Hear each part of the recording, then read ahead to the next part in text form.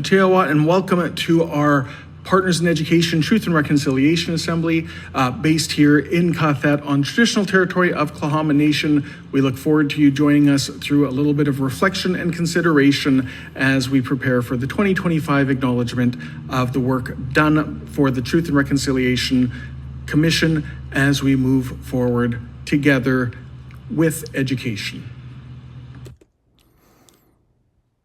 Partners in Education represents students, families, teachers from around the province, and we do want to honor our 3 campus locations, one located in Qathet, one located in Comox, and another one down in Bowen Island. A big thank you to Principals Stephanie Hall, Alan Soskad, and Ian Landy. Our Truth and Reconciliation Day, we want to honor our ancestors and prepare ourselves to work best with next generations. And we will be starting with the Coast Salish Anthem.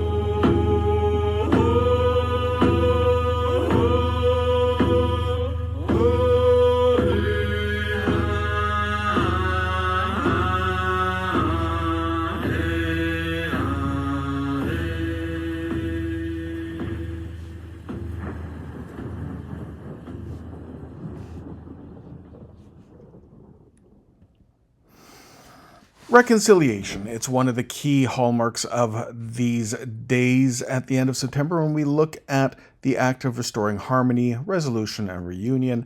Marie Sinclair said it's all about respect, and we have to talk about what that sometimes means. And reconciliation does sometimes address and seeing how and why some people and places are stuck. There are lectures and finger pointing that won't get tractions of change. Stories and shares do. This was a key learning from our School District 47 Day of Indigenous Learning in 2025. Now, how do we know things are working? When we no longer need to have a day of truth and reconciliation, because every day has elements of truth and embeds reconciliation in all that we do within our school, within our community, within our province, and within our country. Some of the key words we're focusing on this year is talking about allies, actors, and accomplices.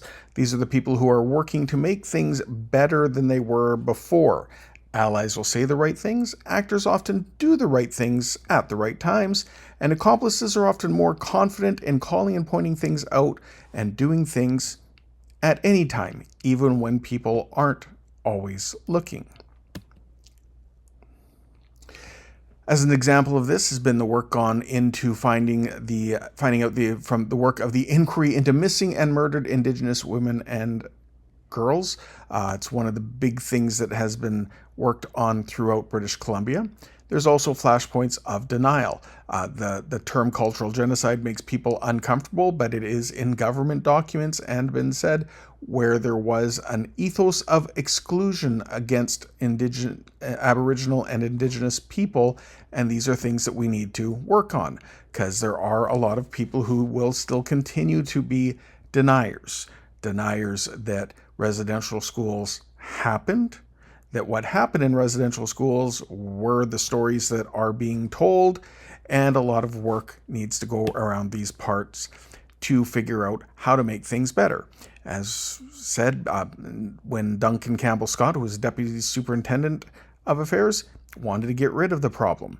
The objective is that there is not a single Indigenous in Canadian, and that is essentially an element of genocide. We need to work on that part.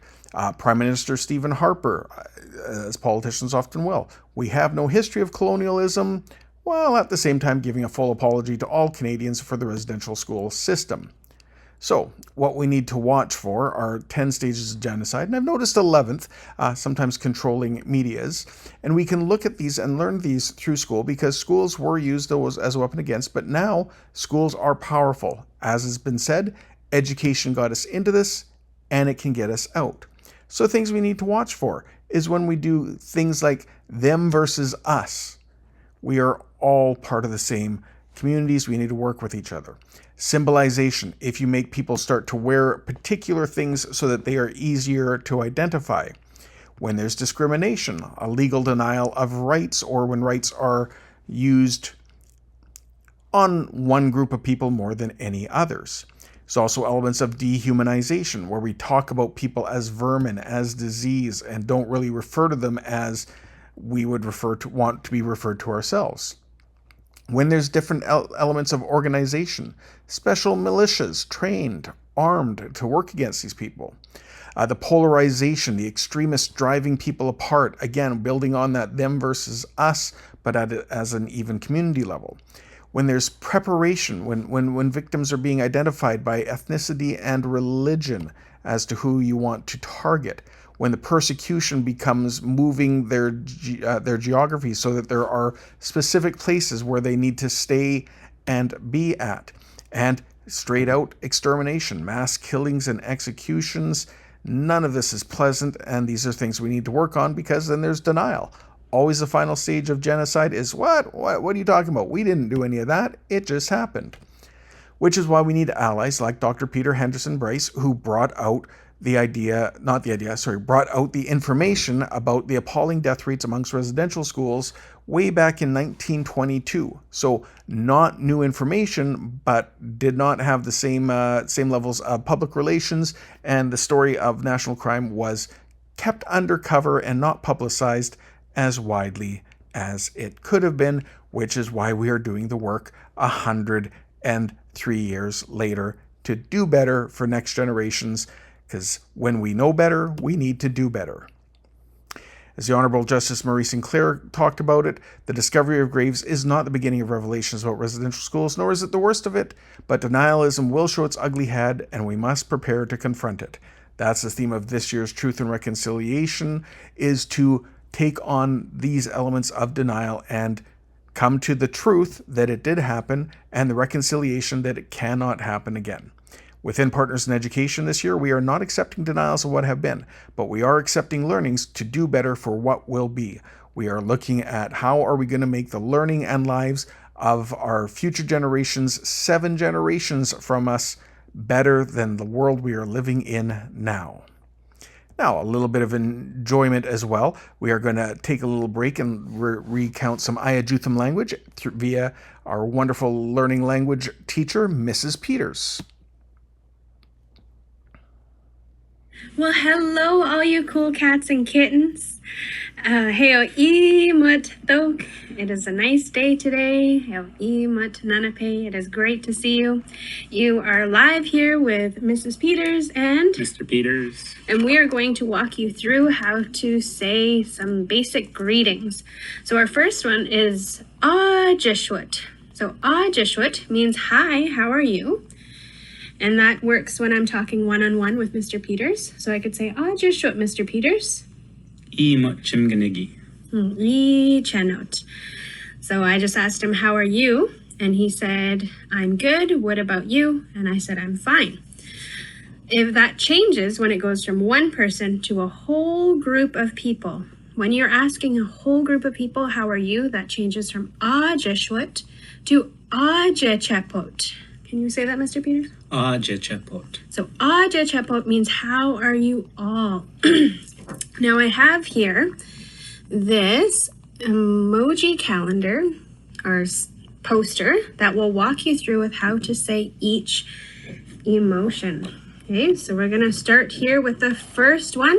Can you say Ikwaigen? Ikwaigen. Ikwaigen means happy. Ikwaigen. The second one here is Ahkwaigen. Ahkwaigen. Can you guess what Ahkwaigen means? Sad. Ahkwaigen. The third one here we have is Chachlet. Chachlet means angry. Let's see those angry faces. Chachlet. Let's hope you're not Chachlet today. The next one here, we have Cayuse. Cayuse is... Mrs. Peters is Cayuse a lot. The next one here, we've got Chape. Chape. Chape. You are surprised. Mr. Peters loves to be chape. Maybe I'll cut my hair tomorrow. The next one we have is Epnach. Epnach. Epnach. Oh, you're nervous. In the bottom row, hopefully this isn't any of you. This is Kooktum. Kooktum. Oh, Kooktum. Oh, dear. The next one we have Seasai. Seasai. Seasai. You are scared. And the last one there we got is Quash Quash.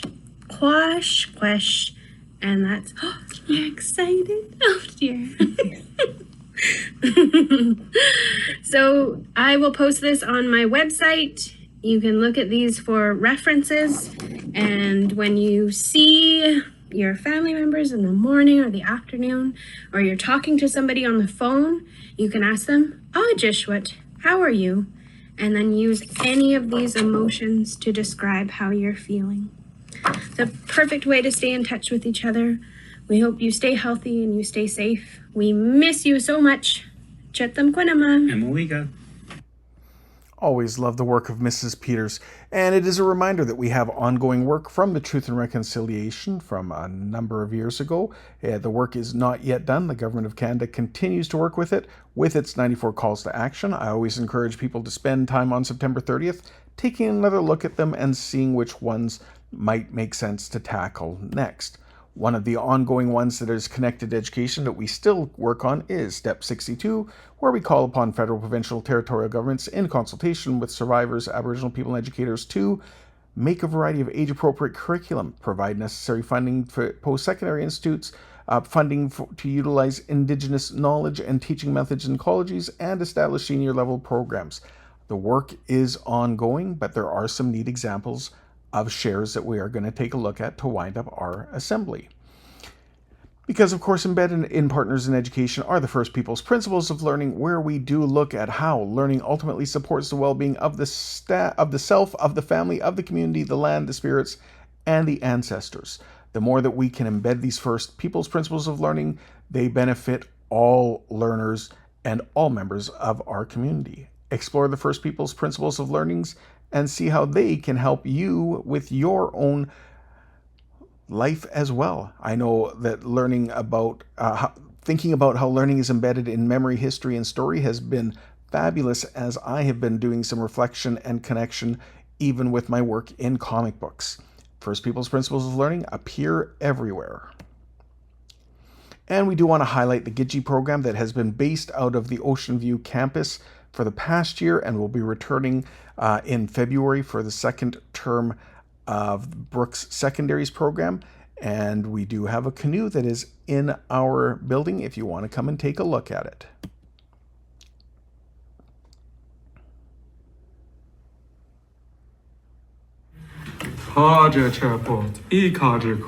It is good to see you. How are you? Here we are with Gidgee program. We are weaving headbands. I have been teaching my little cousins how to weave with some of them. It's like a year difference. Thanks, Liz.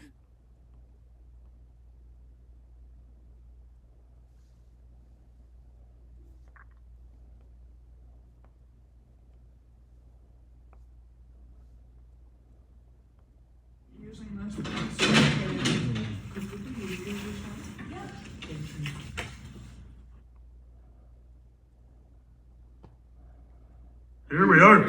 I have finished my headband with the help of my EA here. My little cousin here. Hi. Chache Hapach, thank you for your time.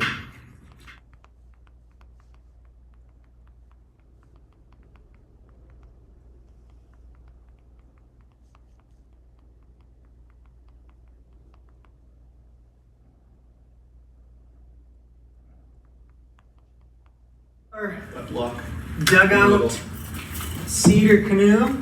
We started with a 38-foot red cedar tree. And yeah, what was the first step, Rio? What did we do first? First, we took the Alaskan milk and we cut the log in half, and then we used the other half to create some lumber.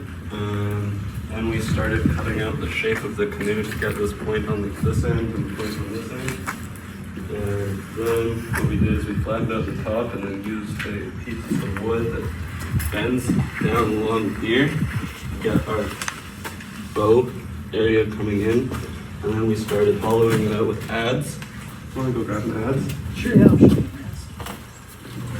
And right here, these are called butterflies. And these hold in the cracks that started forming when it was drying. And then we put epoxy over them. They're made out of yew wood, which is a very strong wood that is not really breakable unless you really try. And these here are called plugs that know where our depth is, for how thick we're gonna make it. Yeah, we drilled from the outside and then hammered in those plugs that were 2 inches, or sorry, 1.5 inches on the bottom and 1 inch on the side. So then we took the adze tool and dug down until we got our depth, so we knew where to stop. And yeah. What was your favorite part about making this thing? My favorite part was when after we chainsawed in all the lines on the top of it and used these to hack them off because it was really fun. And I don't know, I was just always having a good time with my cousins and we were carving this out. It was really cool to watch the big chunks of wood come out because once we got the flat top, we took a chainsaw and we knocked squares out of the middle to pull out to make it like somewhat easier to carve. And yeah, it was crazy watching them come out because the canoe started looking like a canoe after we pulled them out. Yeah, it was quite a while before it started to look like a canoe. And now it does. So we got some finishing work to do. So to finish bringing the inside down and sand it and paint it and put seats in, and we'll be catching fish in this thing in no time. Yeah. And it will be pulling to Harwood and back just for fun, just so I can see you guys get real close on. Big skipper over here. Get your program. Day in the life of Get Your Program. Fun, fantastic, fun-filled day.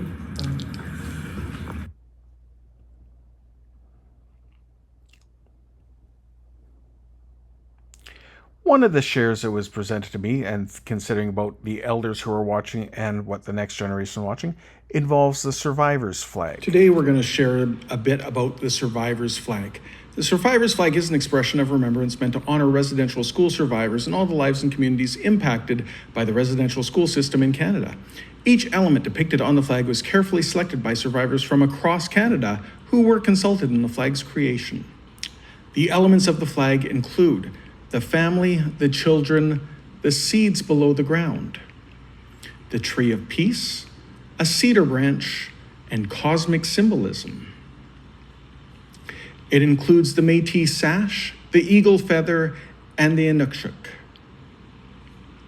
On the website, you can hear the survivors themselves speak about the significance of the flag as they were consulted for the creation of this collaborative symbol.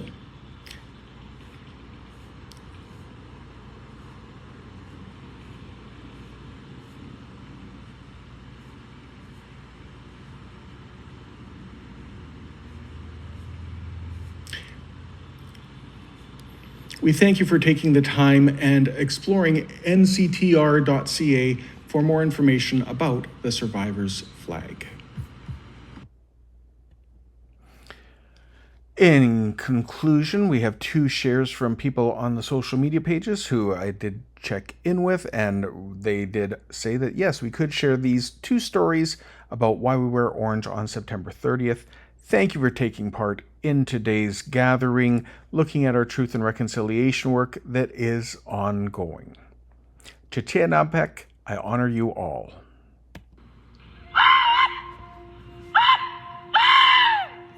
But I miss you in the mornings when I see the sun.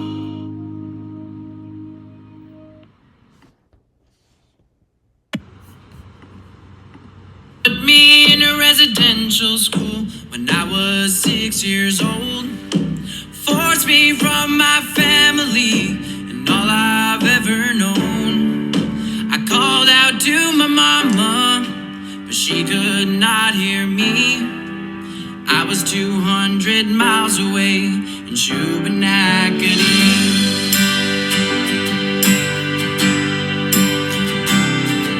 They tried to break my spirit, I wouldn't let them see me cry. They held my head under the water until I almost died. I can still hear screaming deep inside of me. I will always bear the scars from Shubenacadie. They put me in a residential school when I was 6 years old. Forced me from my family and all I've